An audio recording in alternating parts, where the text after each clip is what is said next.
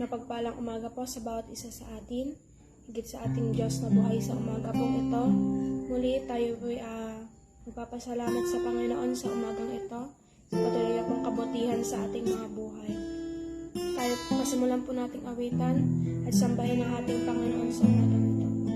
Hallelujah, purihin kayo Panginoon, purihin kayo o Diyos. Salamat sa inyo Panginoon. Salamat sa inyo Diyos. Hallelujah. Hallelujah. Tayo po yung bawat sa Panginoon. Hallelujah. Hallelujah, Jesus. Hallelujah.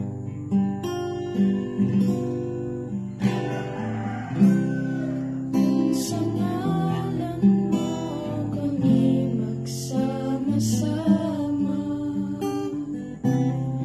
Kumikilos ka sa aming pagsamba. Sa aming pagdaloy, pagpapalain ang mga buhay namin.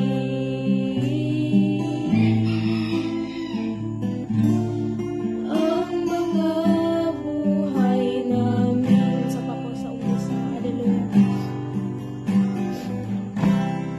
Kung sa ngalan mo kami magsama-sama, kumikilos ka sa aming pagsamba,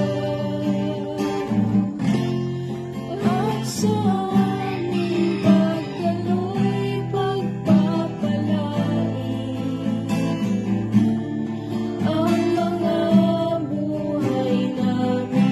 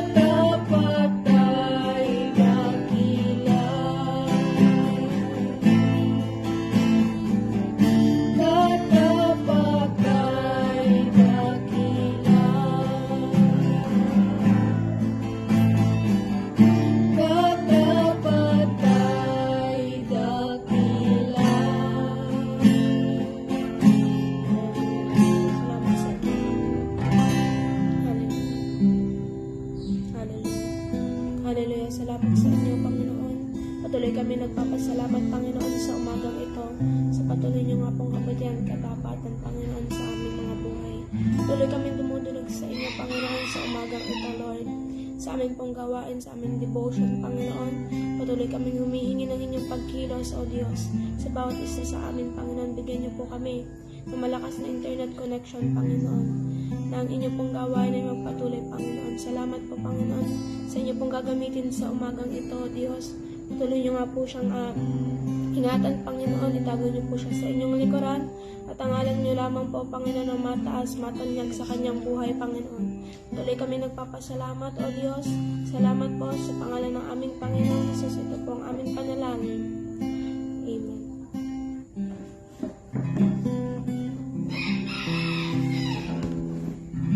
Ngayon po ang pangalan ng ating Diyos na buhay. Ngayon pong umagang ito, bago po tayo magpasimula sa salita po ng Diyos, ang morning devotion po ay ginaganap po sa lugar po ng Door of Faith Bae sa pamumuno po ni Pastor Jet at under naman po ng District 6 sa pamumuno po ni Pastora Cheryl Manansala. So, purihin po ang Panginoon. Ano po sa buhay ng bawat isa sa atin ngayong umagang ito, minsan pa ang buhay at kalakasan ay ibinigay sa atin ng Panginoon. Ano po?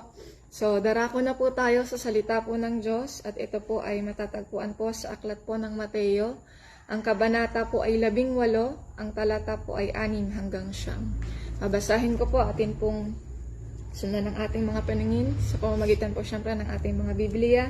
Sabi po dito, mas mabuti pa sa isang tao ang siya'y bitinan sa leeg ng isang malaking gilingang bato at ihulog sa kailaliman ng dagat kaysa siya'y maging sanhi ng pagkakasala ng isa sa maliliit na ito na nanampalataya sa akin.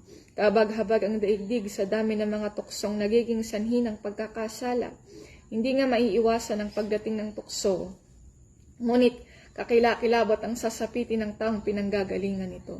Kung ang iyong kamay o paa ang nagiging sanhi ng iyong pagkakasala, putulin mo iyon at itapon. Mas mabuti pa ang magkaroon ng buhay na walang hanggan, na putol ang isang kamay o isang paa, kaysa kompleto ang iyong 2 kamay at 2 paa, na itatapon sa apoy na hindi namamatay. Kung ang mga mata mo naman ang siyang nagiging sanhi ng iyong pagkakasala, dukuitin mo ito at itapon. Mas mabuti pa ang magkaroon ng buhay na walang hanggan, na bulag ang isang mata, kaysa may 2 mata kang itapon sa apoy ng impyerno. So, ang pag-uusapan po natin ay base po sa nakalagay sa ating post, yung title po natin ay Temptations to Sin.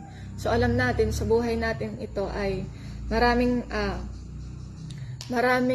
temptation or maraming temptasyon sa ating mga buhay upang tayo ay magkasala or mga bagay na nagiging sanhi ng atin pong mga pagkakasala. So punta po tayo, pag-flashback tayo ng onte, doon sa pinanggalingan talaga ng kasalanan. So alam natin, na yung kasalanan ay nagbuhat mula kay Eva at Adan, simula nung sinuway nila or sila ay nagkasala doon sa sinasabi ng Panginoon or pinag-uutos ng Diyos. So alam natin na si Eva at si Adan, sila yung unang, si Adan yung unang nilikhang tao ng Panginoon, at dahil nakita ng Diyos na parang si Adan ay nag-iisa, so ginawan niya ng kapareha. At yung pinag-utos sa kanila ng Panginoon na huwag kainin yung pinagbabawal na punong kahoy, pero dahil doon sa temptation, na naranasan nila sa temptasyon, na kanilang naranasan ay nagkaroon ng kasalanan. So doon nagbuhat yung kasalanan, at alam natin na ang nature ng tao, tayo ang kahihinatnan talaga natin ay kapahamakan dahil sa kasalanan, at naging nature ng tao ang pagiging makasalanan, So, pero dahil nga sa Panginoon, sa kagandahang loob ng Diyos, tayo ay nagkaroon, sa biyaya at habag ng Panginoon, tayo ay nagkaroon ng kaligtasan. So, ngayon pong umagang ito, pag-uusapan natin, ano nga ba yung mga nagiging sanhi ng pagkakasala. So, marahil alam na po natin to, yung 3 bagay na nagiging sanhi, ng pagkakasala ng tao. At ang unang puntos po ay lust of the eye, or yung pagnanasa sa pamamagitan ng ating paningin. Or so, tayo ay natatempt sa pamamagitan ng paningin. So, alam natin na si Eva at Adan, kay Eve, naging maganda sa paningin niya yung pinagbabawal na punong kahoy. Punong bungang kahoy.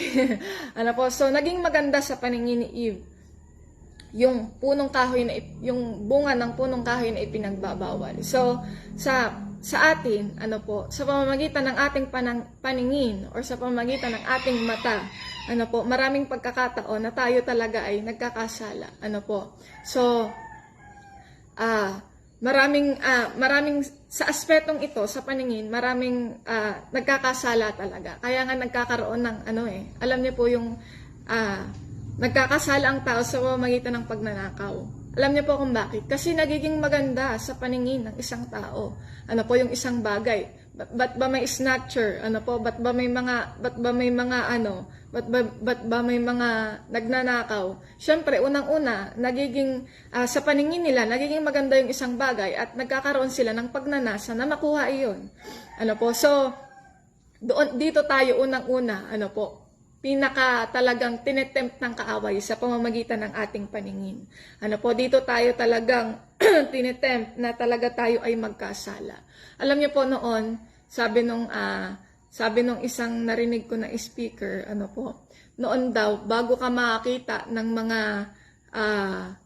yung mga babaeng malalaswa, kailangan mong bumili, ng mga ng tawag dito, ng mga magazine, or bumili ka ng kung ano pa man na mapapanood mo. Pero ngayon, alam niyo po, nasa hawak na natin yung temptasyon hawak natin yung magiging sanhi ng pagkakasala natin, yung cellphone. Kung sa kape may 3-in-1, sa cellphone nandyan lahat all-in-one. Mag-scroll ka lang maghapon, nandyan na yung magiging sanhi ng pagkakasala mo. Makikita mo kung iba't ibang uri, ng mga kalaswaan o pa mang mga bagay sa pamamagitan ng minsan sa pamamagitan ng musika, yung mga music video ngayon, alam niyo po yun, hindi na talaga hindi na po talaga sa pabuti At sa pamamagitan ng mga yon, sa pamamagitan ng social media at ng cellphone na hawak-hawak natin, talagang yan yung maglalagay sa atin ng temptation at magiging sanhi ng pagkakasala po natin. Napaka-prone natin. Especially tayong mga Kristiyano, tayong mga tao, napaka-prone natin sa pagkakasala. Kasi nga po, bakit?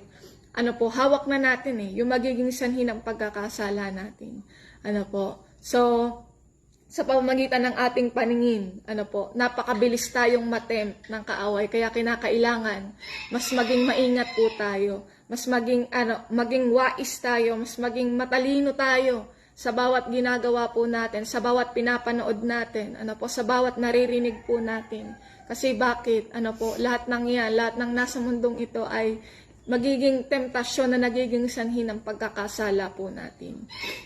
So, sabi ng salita ng Diyos, mas mabuti pa na pumunta ka sa langit na isang iyong mata, kaysa ikaw ay pumunta kaysa dalawang mata mo na ikaw ay mapunta sa impyerno. Totoo po yun.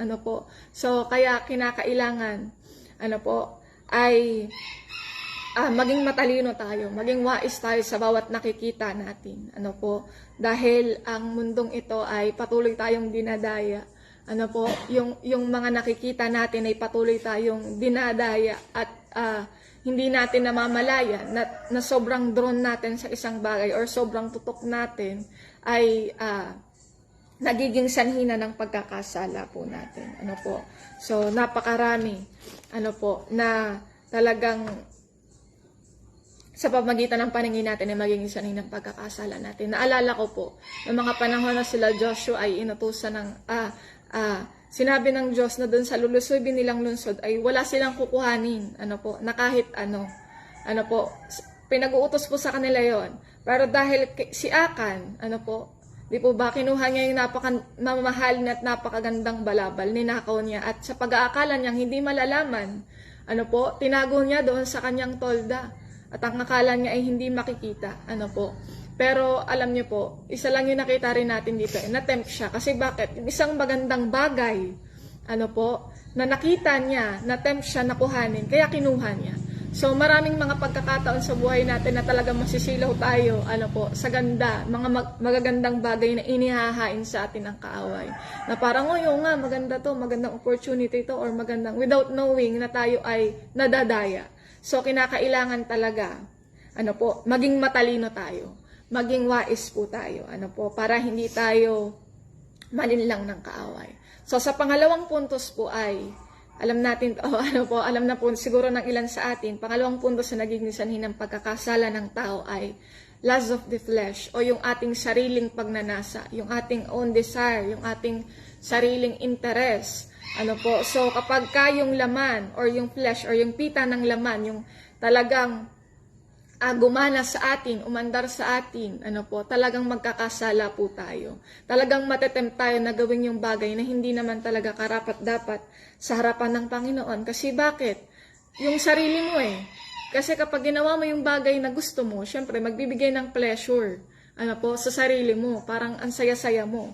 Pero ang totoo, yun yung nagiging sanhi ng pagkakasala natin. Kasi bakit? Kapag ikaw ay self-centered, o yung sarili mo lang yung iniisip mo, o sariling interest mo yung ginagawa mo, kahit na anong gawin mo, basta nakapagbibigay sa'yo ng pleasure, kahit yan pa ay kasalanan sa Panginoon, gagawin mo. So kaya kinakailangan, sabi nga, kailangan nating paglabanan yung pita ng laman, yung lust of the flesh, kasi ito yung talagang, ito yung talagang nagtutulak sa atin para tayo ay gumawa ng kasalanan. Kaya nga sinasabi ng salita ng Diyos, sinasabi ng Panginoon sa atin, if anyone who wants to be my disciple, he must deny himself, take up his cross, and follow me. Kinakailangan may paglimot talaga sa sarili. Para hindi tayo madaya ng pagnanasa ng laman, kinakailangan yung buhay natin ay talagang, alam niyo po yun, fully surrender sa Panginoon. Kasi bakit? Matatakot ka na gumawa ng kasalanan laban sa Panginoon. Kasi bakit yung buhay mo, suko na sa Panginoon Inilatag mo na sa Diyos, ibig sabihin, itiniwala mo na sa Panginoon. At the moment na tiniwala mo yung buhay natin, or ibinigay na natin as a living sacrifice, ibig sabihin, handog sa Panginoon, wala na tayong karapatan, sa sarili natin. Kaya, yung Panginoon na, may Panginoon na tayo, may Diyos na tayo na siyang susundin natin. Kaya sa buhay nating ito, dito rin nadaya si Eve and Adam, yung pagnanasa nila na talagang makuha yung punong bungang kahoy, na naging sanhi ng pagkakasala nila. Naging maganda sa paningin nila. Pangalawa, nagkaroon sila ng pagnanasa na talagang makuha at matikman. So yung lust of the flesh, kahit ang Panginoong Jesus, walang sinisino ang kaaway. Kahit ang Panginoong Jesus, tinempt Di po ba, nung nag-aayuno ang Panginoong Jesus, sinabi niya, kung ikaw nga ay talagang anak ng Diyos, gawin mo ngang tinapay ang batong ito. Ibig sabihin, yung laman pa rin. Kasi bakit? Ang Panginoong Jesus, nasa katawang tao siya Nandun yung talagang gutom siya kasi nag-ayuno. Nandoon yung kung anong nararamdaman ng tao, nararamdaman din ng Panginoong Jesus. So, nakita natin, tinempt din ang Panginoong Jesus. Pero dahil ang Panginoong Jesus, hindi siya maaring magkasala. Amen po. Ang Panginoong Jesus, hindi siya maaring maging makasalanan. Hindi pwedeng magkasala ang Panginoon. Hindi siya natempt. So, kinakailangan, hindi tayo matempt, ng mundong ito. Hindi tayo maudyukan, ng pita ng laman upang tayo ay magkasala. So, kinakailangan maging, at katulad nga po ng sinabi ko sa inyo kanina, kinakailangan maging matalino talaga tayo sa bawat kilos at gawa or action na ginagawa po natin. So para hindi tayo madaya ng kaaway sa gantong aspeto. So sa pangatlong puntos po, na ating pag-uusapan ay yung yung pride of life. Yung pride of life. So, nakita natin dito, balik ulit tayo doon sa Genesis kay Eve and Adam. Di po ba tinuso sila nung ahas? Ang sabi sa kanilang nung ahas, nung pusong ahas, kapag kinain nyo yan, mas magiging, mas marunong kayo sa Diyos, mas maaangatan nyo, mas malalamangan nyo. So, nakita natin dito kung paano sila ay tinempt ano po, dito, binulag sila nung fame at nung siguro, sa isip-isip na, oh, matataas ako ng Panginoon, mahihigitan ko na kapag kinain ko to. Itong pinagbabawal na prutas na ito. Na bungang punong kahoy na ito. Ano po. So, maraming pagkakataon talagang itetempt tayo sa larangan na yan. Yung bibigyan ka ng magandang opportunity, bibigyan ka ng magandang. At syempre, pag nasilaw ka, pag nagpadaya ka, dahil kapag binigay sa ito, ay magiging famous ka or magiging ganto ka, magiging tataas yung ranggo mo, kahit na yung alam niyo po yun, yung pinakaugat nun ay hindi maganda. Ano po, so, kinakailangan talagang maging matalino tayo. Maging ang Panginoong Jesus, ano nga po, di po ba, nung siya ay nag-aayuno, dinadaya din siya, tinempt din siya ng kaaway ano po, sabi ni Satanas, ano po, nakikita mo ba ang lahat ng di ba, dinala siya doon sa tuktok, ano po, at sabi ay, nakikita mo ba ang lahat ng bagay na yan? Lahat ng lupain na yan? Sabi ni Satanas, kaya daw ibigay sa Panginoon, basta sumunod sa Kanya. Ano po, so, walang pinipili, ano po, kahit tayo ay mga lingkod ng Diyos, kahit pa ikaw ay pastor o pinakamataas na antas ng sa pagmaministeryo sa Panginoon, walang pinipili para tayo ay item. Sabi nga sa Ephesians 6, verse 16, yung mga nagliliyab na palaso na laging nakatutok sa atin, nahanda tayong laging tirahin, nahanda lagi tayong item para magkasala. Pero ang kinakailangan natin, talagang mas maging maingat tayo, mas maging huwag tayong mapanatag, mas maging matalino tayo sa bawat hakbang at bawat desisyon na gagawin natin. Na Lord, ito ba po ba ay kalooban ninyo? Na Lord, ito po ba ay nais ninyo para sa akin? Kaya napakahalaga ng laging pananalangin sa Panginoon kasi diyan tayo napatitibay at diyan nabibuild yung relationship natin sa Panginoon, na kung ano ba talaga yung dapat nating gawin. Para maiwasan natin yung kasalanan. So, maraming temptation na gagawin sa atin or maraming temptasyon na ibibigay sa atin ng kaaway para tayo ay magkasala. Ang totoo po, alam niyo po, si Eve and Adam, may choice sila para hindi sundin But because of temptation, nandun nga, nagpadala sila sa temptasyon at nagkasala sila. May choice po sila. Kaya minsan, wag natin isisi, na kagagawa natin, kasalanan kasi ni Satanas to, kaya ako nagkakaganito. Kasalanan kasi ni Satan kung ba't ako nagkasala. Hindi po. Meron tayong kalayaan, na gawin at hindi gawin, yung isang bagay. May free will tayo na binigay ng Panginoon. So, kung ang salita ng Diyos ay iniwan sa atin ng Panginoon, para ating sundin, at tinetempt tayo ng kaaway, nasa sa atin yan, kung tayo ay magpapatempt o hindi. So, minsan yung nagiging sanhi talaga ng kasalanan, sabi nga yung greatest enemy natin, hindi naman talaga yung kung sino pa mang tao kung hindi yung sarili natin. Kasi bakit? Nakikipaglaban nga tayo doon sa yung flesh, nakipaglaban tayo sa flesh. So, kinakailangan natin itong mapagtagumpayan. So, maging matalino po tayo, maging wise tayo sa bawat desisyon na ginagawa natin. So, sabi ng salita ng Diyos, talikuran na natin sa Santiago. So, sabi po dito, basahin po natin sa pagtatapos po. So, Santiago chapter 1. Wala na.